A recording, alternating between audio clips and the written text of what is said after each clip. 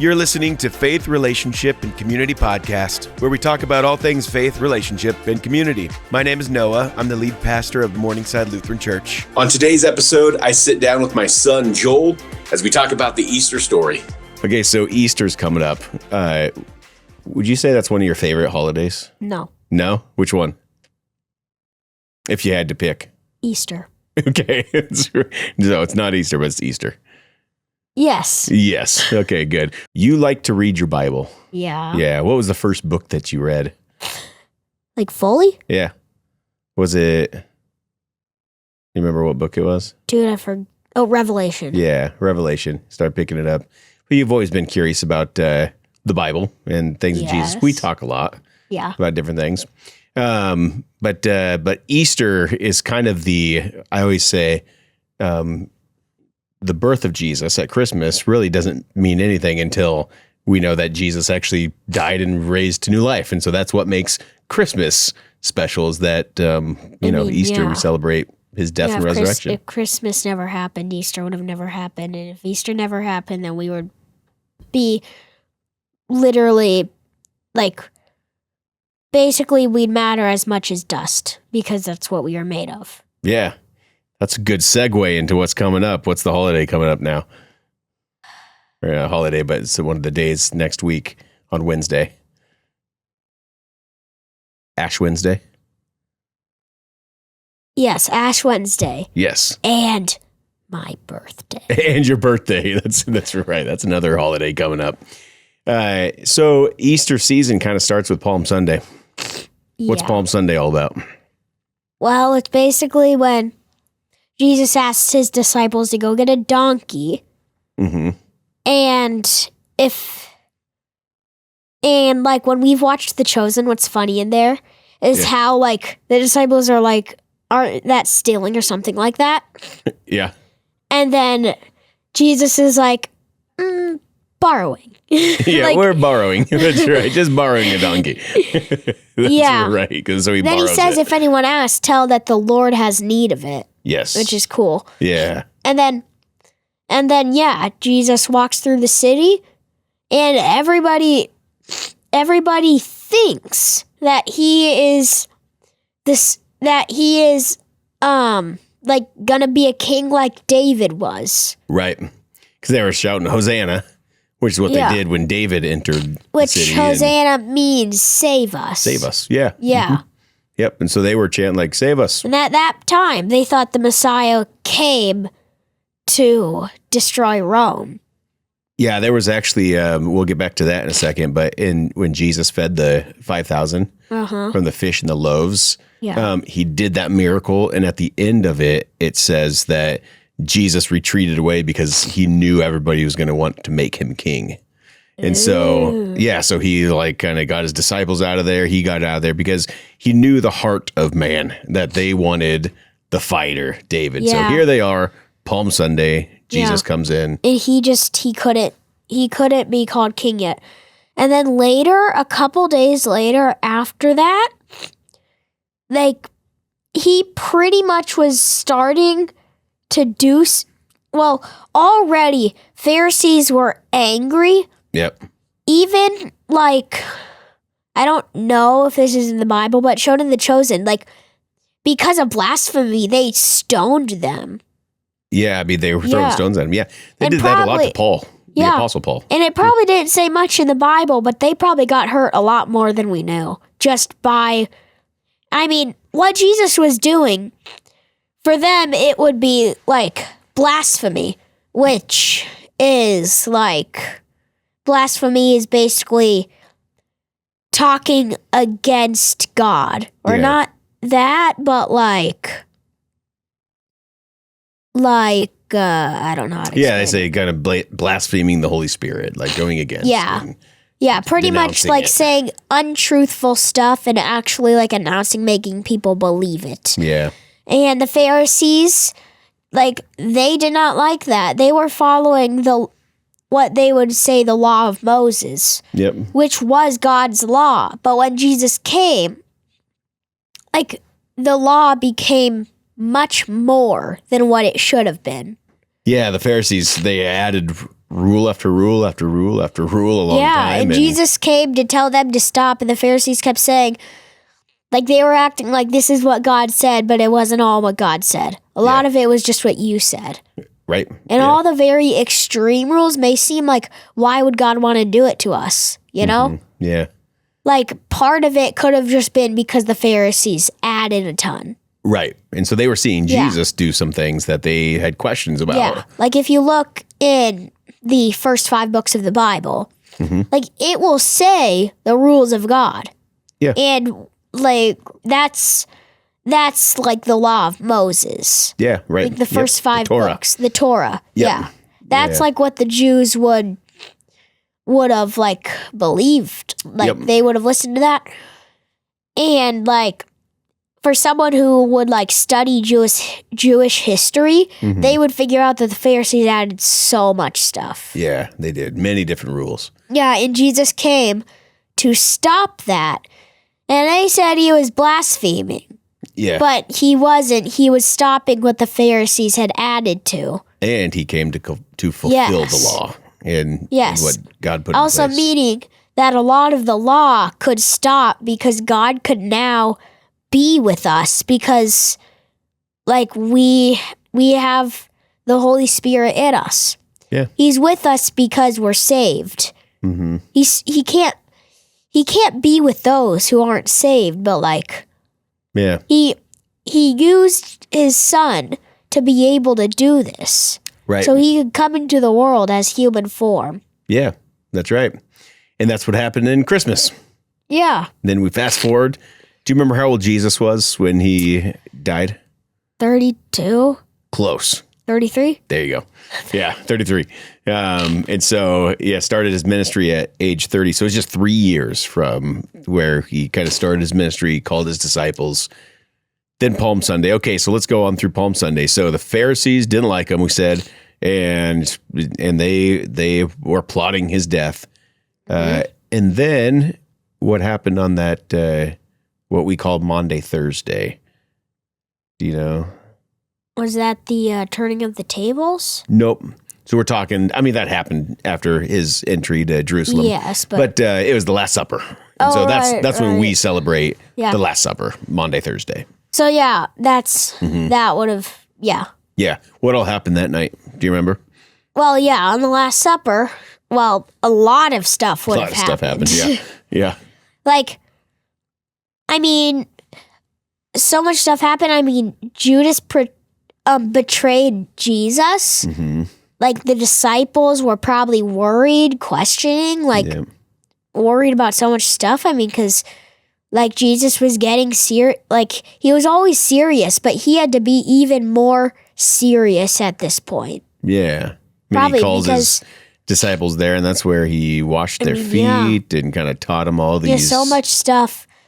And, like I said, Jesus was always serious when he said these things. Mm-hmm. I just feel like on the Last Supper, because they weren't willing to accept it, he had to be very stern and serious with them, saying, like, this is what's going to happen. Yeah.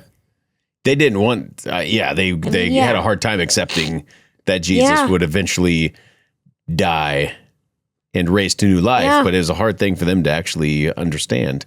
Yeah, there were probably only some disciples in that whole group who actually were able to believe him. Yeah. But still, everybody would have had that thought of, like, I really don't want to think about this, when really you have to. There's no way you can't. Well, do you remember when Peter would say, well, a couple instances, one was at the Last Supper, but even before then, where, Peter and Jesus are talking, Jesus is telling the disciples what all is going to happen to him.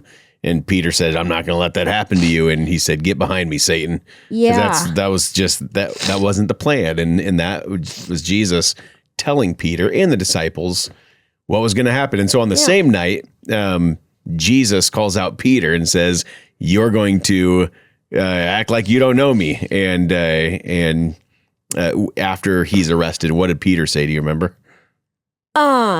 He said that, wait, after he arrested? No, after, when Jesus said essentially that Peter's going to disown him. Oh, yes. He said, like, I would never do that. Yeah. It's like, I'd never do that. No way. And then Jesus like, actually. Literally that night. Would it be that night? Yeah. Yeah. Yeah, that same night. Yeah, literally that same night. Like they would have been seeing all this, and once Jesus got taken, all the disciples would have been spread it out, meaning they ran. Meaning, yeah, they were afraid. I mean, seeing Jesus get like this, they're his followers. Yeah. Yeah. And then Peter, they're afraid. Yeah, Peter was afraid. He was separated from the disciples too. People were asking him while so much stuff was happening to Jesus, and he didn't know what was happening to the disciples. No. And he did say it. And then after 3 times, the rooster crowed, and he started crying. Yeah. Because he didn't believe that this would happen, and it just did. Yeah, I can't imagine the pressure that Peter was under, because here's Jesus. Like, things just became real. Like, I mean, yeah. Yeah, Jesus is arrested, and then they're like, hey, you're the guy that's hanging out with Jesus, the guy that they arrested. And he's like, no, it wasn't me. Yeah. Yep. And then if we go back to the Last Supper, yeah, how do you think Judas would have felt? Ooh. Like, nervous. Yeah, like he went through so much stuff. He betrayed Jesus for 30 pieces of silver. 30 pieces of silver that night. And it's like the first glance Jesus made at him. It's like Judas instantly knew that Jesus knows what he did. I think so. I think Judas probably walked in there like, yeah, man, what did I do? Like, this is crazy. I mean, the intensity of that room and knowing what Jesus had done, who he was, and understanding the weight. And we know that Judas must have felt that guilt and shame and remorse because he ended up taking his life at the end of all of this. Like part of the story is, I don't know how the disciples figured it out. Yeah. But basically, he felt so bad that like he just exchanged the perfect thing for 30 pieces of silver. Right. And that song, Two Wooden Beams by Josiah Queen. Oh, yeah. It even says, like, trading true love for pocket change. Yeah. Like, it's a good song. Good plug. Yeah. Okay, so that's the Last Supper. Yeah. That's all just, and then, anything else from the Last Supper? Yeah. So we got like one more part just about Judas. Yeah. And then basically, he tried to return the money, but the Pharisees would not take blood money. Which is like money that was spent, which is killing somebody. Sure. Like they didn't want, because if the Pharisees took that, technically, then it would be on their responsibility, and that could cause tons more problems. Yeah. So they wouldn't take the money. Right. And Judas could not deal with it, so he hung himself. Yep. He did it all by himself, like just himself. You know, I heard, which is really interesting, that Peter disowned even knowing Jesus, and he just, when he was confronted, and there was the remorse that he felt from there. As you said, he cried, and then you have Judas who betrayed Jesus. So you have these two kind of betrayal moments, and the difference between the two of them is Judas went off to be alone. Peter went off to be with his disciples. Yeah. And so there's something to say about just the community of people when we're in those moments of shame or guilt or remorse even. Yeah. Just those different outlooks of the people that are around us and what that support means. But Judas, fortunately, didn't have that, and his story kind of ended there. Yeah. But that's a good addition. Although, now do you think we should move on to the next part of the story? What's the next part? Well, after the Last Supper, really comes everything that's to do with the trial of Jesus, him being brought to trial. Yep. And that's the part that we should do now. Okay. Cool. We'll get to when Jesus starts getting hurt and all that stuff. Right. Eventually. Mm-hmm. Now let's just talk about how everybody would have felt seeing Jesus being took by guards. Mm-hmm. You know what? He's removed. Yeah. They're not talking to him. You probably don't know what happened to him. Let's even start at the Garden of Gethsemane. Okay. So back it up. Yep. So, from the Last Supper, Jesus would have taken them to the Garden of Gethsemane. Yep. Which is, well, it's an Olive Garden. Yeah. Pretty much. Right. Yep. Yep. Went to the garden to do what? To pray. To pray to God. You can even find his prayer somewhere in, it wouldn't be Matthew. Because Matthew wasn't there. A couple spots in the Gospels. Yeah. John. Yeah. You can find his prayer, but if you read it, like, he's saying, like, take this cup from me. I mean, what does that mean? It means don't put your wrath on me. Yeah. I mean, this is God's wrath.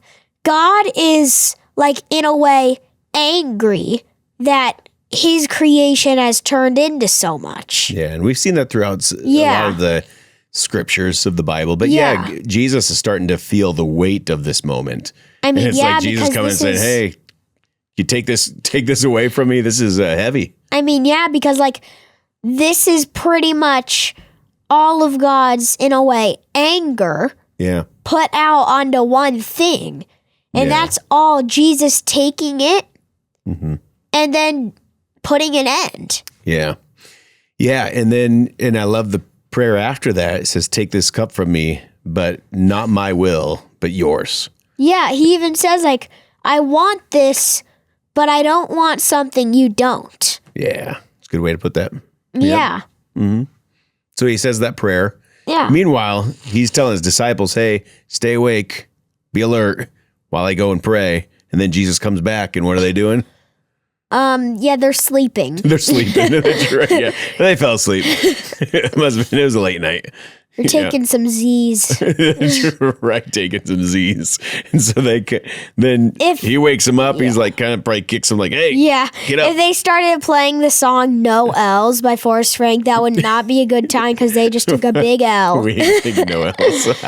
That's funny. Yeah, that was probably some background music. If Jesus had a boombox, or like a little radio or something, then he's probably playing No L's. If they even knew what electricity was. Yeah, probably not. But okay, then Jesus went back to pray. Like these either. He probably didn't have these microphones. Jesus goes back to pray, comes like, and then they were also taking more Z's. And then after that, they saw Judas. Like, Jesus would have brought them out of the garden. Mm-hmm. And in The Chosen, it shows the disciples just waiting outside the garden. Yep. So I imagine everybody would have gathered up at that point, probably. Yeah. And the Bible, I wouldn't think says so for sure. Mm-hmm. But I imagine they all would have been together. Yeah. Sure. I mean, the disciples were there, and that's where probably from afar they would be able to see, everybody coming. Yeah. Judas included. And they would have like they would have seen Judas leading them. They would have said, like, oh, the betrayer is Judas. Yeah. And Jesus knew. Yeah, and some of them could have already known that too by what happened at the Last Supper. Yep. And how would the officials that Judas was with, how would they know that it was Jesus he connected with? Because Judas even told them, the one who I kiss is him. Yeah, is him. Yep. He went and kissed Jesus, probably so anxious. Yeah, I would imagine that'd be a tough he's moment. Going to kiss who he believes is the Messiah. You can tell by his actions after he did believe he was the Messiah. Yeah. He believed, and honestly, it was just Satan going into him. Not necessarily that, but Satan was a big role. He was tempting Judas, and Judas, he made that decision. Yeah. Very influenced, and he chose the line of greed and took the money, did what he was obligated to do, and like you said, because of his behaviors, we can kind of tell he felt the remorse. Okay, so now they have Jesus. We got to move through that part. Don't forget the part where Peter goes defensive and cuts someone's ear off. Oh yeah, he does cut somebody's ear off. Yeah, you don't miss any details, do you? Yeah, he cuts off the ear, which.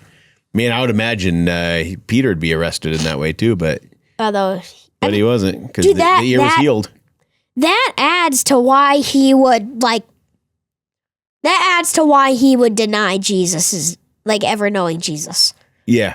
He cut someone's ear off for Jesus so he wouldn't get like captured. Right. Of He course, just didn't want him to. Yeah, of course Jesus would, and this was the plan all along. God would have gotten what he wanted no matter what. Yeah. So he said, put away your sword. Like, put that back. And Yeah, did Jesus heal the man? healed his ear. Yeah, he healed his ear.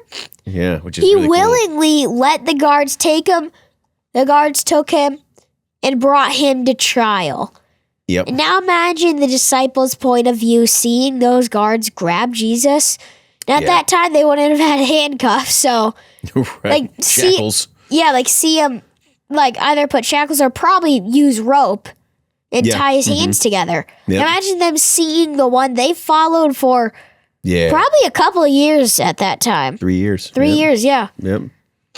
Yeah, absolutely. I mean, and seeing him out, and They now loved him. They believed pretty much everything he said. No, they knew he was God. Yeah, and they confessed did. that. And they also believed that he was not the Messiah that everybody wanted. That the King David warrior overthrow the Roman Empire kind of king. They knew it would be really fascinating their perspective because they know it's not that, but they still even had it wrong at different times, right? Because there were a time where they were asking, can we be made greater than the other disciples? Can we sit at your right hand, your left hand? And so we see some of that. So, but they had enough context and knowledge of who Jesus was, what he came here to do, even though Jesus warned all this would happen. And here's Jesus now on trial against who? In trial. Who was the other? In trial against. It was Jesus and who Barabbas. else? Barabbas. And about like. When it comes to this, first let's go back a little. Okay. Like, think about when he was in the courtroom about to be sentenced by Pilate. Right. Because, like, it kind of shows this probably in a lot of shows. When Pilate makes the sentence that he will actually be put on trial between Barabbas, like, Jesus would have been beaten and all that stuff anyway, because that was a punishment. Right. And it would have been to the people. And like, obviously Pilate had the power, but he let the people decide. But before we get to that, like, Pilate asked Jesus questions and he practically said barely any words. Yeah. Like, he would not answer. Also because, think about it, Pilate probably had strategies to trap Jesus in his own words, like the Pharisees did too. They were trying to trap Jesus into saying something that would turn the people against him. Yeah. And obviously Jesus knew that he would eventually, the people would turn against him. Yeah, and ultimately Pilate wanted to please the people. And so, but yeah, he kind of asked Jesus different questions about what he's done or if he thinks he's innocent. And Jesus said he was here to declare the truth, and that's why he was born. Yeah. And then, yep. Yeah. And then think about it. When he was getting beaten, like, he was spat on. Yeah. Like, the Romans probably kicked him.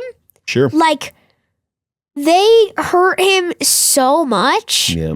Like, and the two worst things of all, they whipped him with a whip that literally, first of all, like, whips made of leather, like, they slash. They will cut skin. Mm-hmm.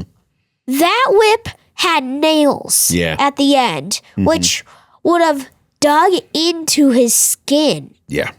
And, like, if Jesus never went to the cross, he probably could have died anyway. Just pretty close because because they just beat him. I mean, yeah, absolutely. And then to top it all off, they put a very sharp crown of thorns on him.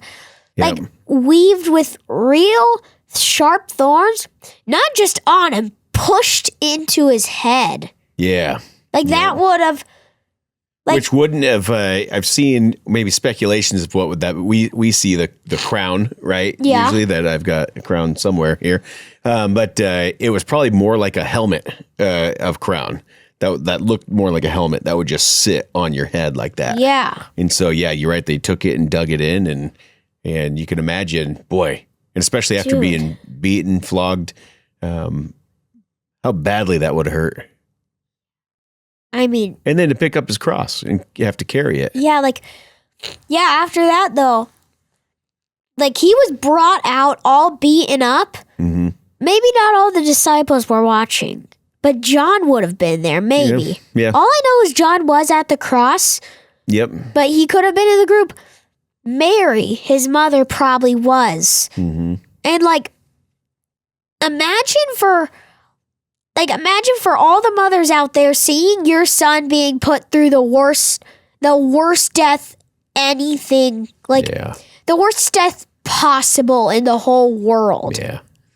Yeah, the spectators, the people watching, the whole town coming, the whole, not just town, the whole city, the Jewish people at that time, all eyes on your son who was being beaten and left for dead. Not only that, Pilate asking the question and everybody shouting, "Crucify him." Yeah. They probably weren't even planning to crucify him, and then the people wanted that. They wanted him to be hung on a cross, which is a terrible way to die. Right. Especially because of the way you die. It's just terrible. Yeah.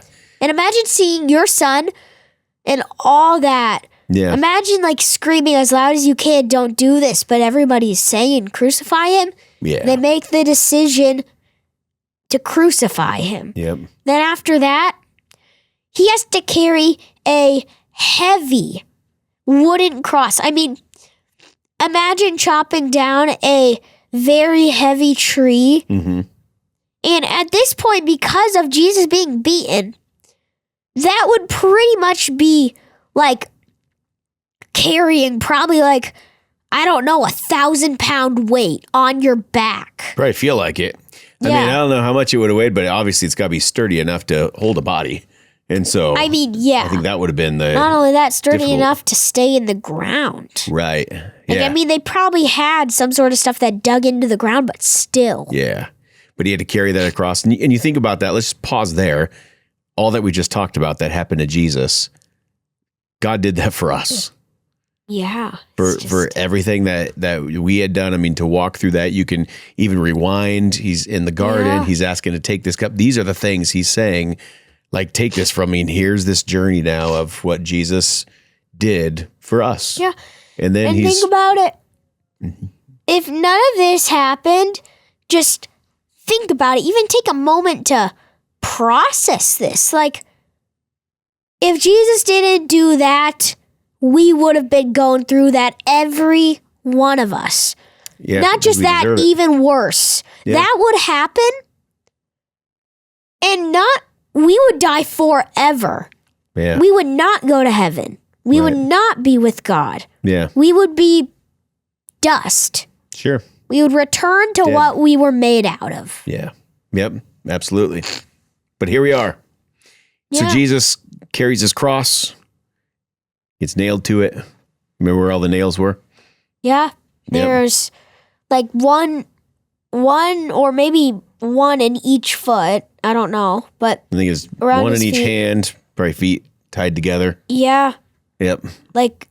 Not only that, I imagine they would have also, with his hand to the cross, they probably would have wrapped rope around that too. Sure. Making it absolutely no way to escape.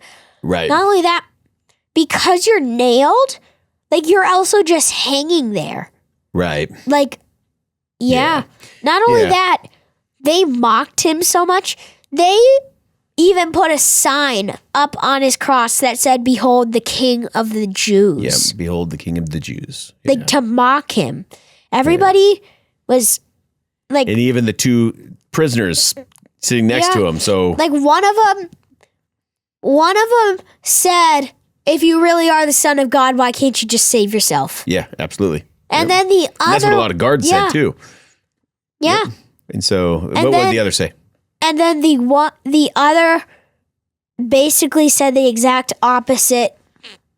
Yeah. He said, something like, I believe in you, basically. Yeah. Yep. And that's also a lesson for anybody who thinks I've been bad enough, there's no way I'm making it to heaven. Yeah. Well, guess what? In that time, like when Jesus was already on the cross, there were 2 other prisoners, and one of them, like, to be on a cross, you probably did something very bad, even evil, possibly. They were guilty, found guilty and criminal. And like, that guy was on the cross. He probably could have, at that point, he could have died like any minute, any second. Yeah. Just because of the way it would have been. Like, he would have just lost his strength. Yeah. And he was saved. Jesus said, like, you will see me in heaven today. Yeah. Today you'll be in paradise with Yeah. me. Yeah. And that's a promise to a guy that even in the end of his life, he looked to Jesus, and Jesus declared that promise to him. Yeah. Yeah. So you're right. I mean, if for anybody who thinks I've done too much, I'm guilty, I'm ashamed of what I've done, and I'm not worthy of this. Yeah. Think of the man on the cross that was next to Jesus. Not only that, his mother was watching that. Jesus. Yeah. Jesus's mother Yep. was Mary. She was watching him go through all that pain. Not only that, like the disciple who was kind of closest to him, John. Obviously, Jesus is close to all of his disciples, but John was really the most. He really wanted to know a ton of stuff. Sure. Yeah. And he was there at the cross watching. All the disciples knew this was happened.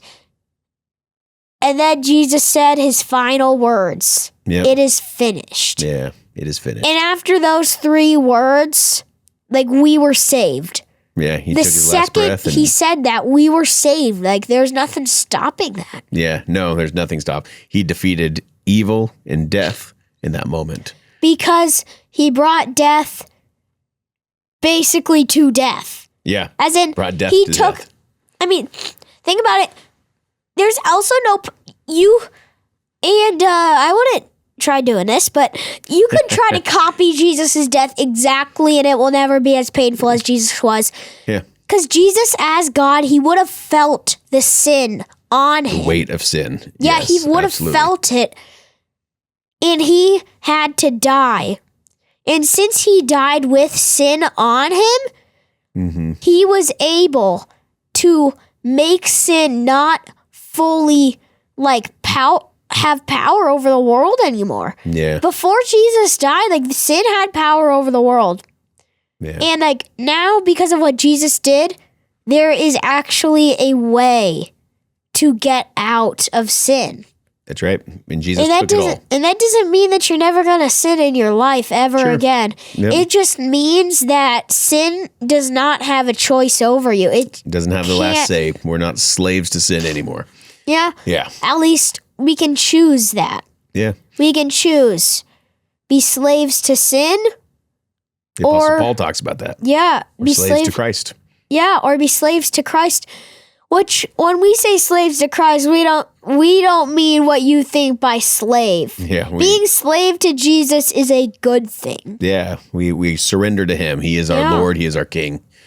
Okay, so Jesus died. It is finished. And he's put into the tomb. Imagine, though, the disciples. Yeah. They saw, not all of them saw it, but they heard Jesus just got crucified and killed in the worst way. They're his disciples. What do you think they're thinking?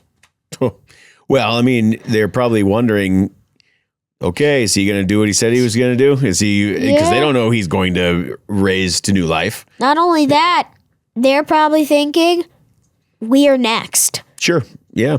They had to go in hiding a little while after that because of what happened to Jesus. Right. Absolutely. They were in hiding. They were in their room, their house together. And then all of a sudden, fast forward 3 days ladir, Jesus rose from the dead. Yep. They found out because Mary went to the tomb and then two disciples, I think, probably Peter and John. That's it. Yeah. They went to... Afterwards, they ran to the tomb. Yeah. They saw he was gone, and they would have gone to tell everybody, and everybody believed. Yeah. Except... for... Thomas. Thomas. Yeah. That's why people will call him Doubting Thomas. He probably doubted the most out of everybody. Don't you think, like, because of all the questions he had? I mean, yes. We're all a lot more like Thomas. Yeah. We got a lot of questions. People have a lot of doubts. I think he gets a bad rap. He doubted. And when he even saw Jesus, he wouldn't even believe until he felt the holes. I need to see it. I need to feel it. Yeah, absolutely. Jesus said, here. Yeah. He said, blessed are those who aren't here and able to see, but they have faith and they believe in what happened. Yeah. It's like he thought people discovered how to make paper cutouts. That's right. Yeah, he thought Jesus was a cardboard cutout. And then he's like, I need to see him first. Yeah. He's like, I need to make sure this is real. Yep. He's like, okay, it's 3D, it looks like a human, but probably really good art skills. Yeah, that's right. That's good. Okay, that's the Easter story in a nutshell.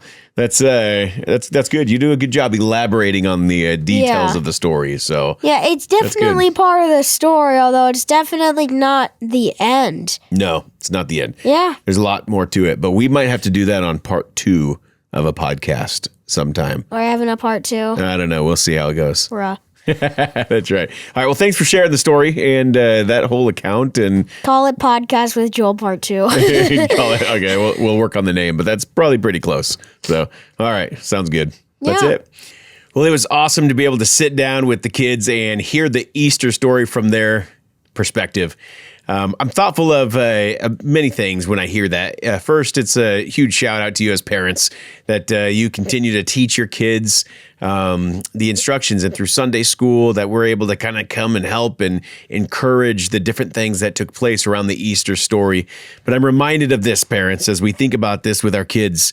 In Deuteronomy chapter 6, it says, these commandments that I give you today are to be upon your hearts. Impress them on your children. Talk about them when you sit at home and when you walk alongside the road, when you lie down and when you get up. Tie them as symbols on your hands and bind them on your foreheads. Write them on the door frames of your houses and on your gates. This is a great reminder for us, especially as parents and as grandparents, that what we tell our kids, what we continue to teach them, the scriptures, the accounts of Jesus, and especially the Easter story that is so important, that is our job as parents.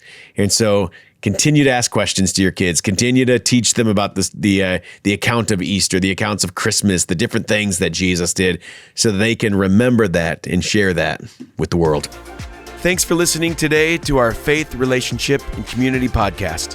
For more episodes, check out our website, morningsidelutheran.com, or on our social media platforms. We appreciate you joining. God bless.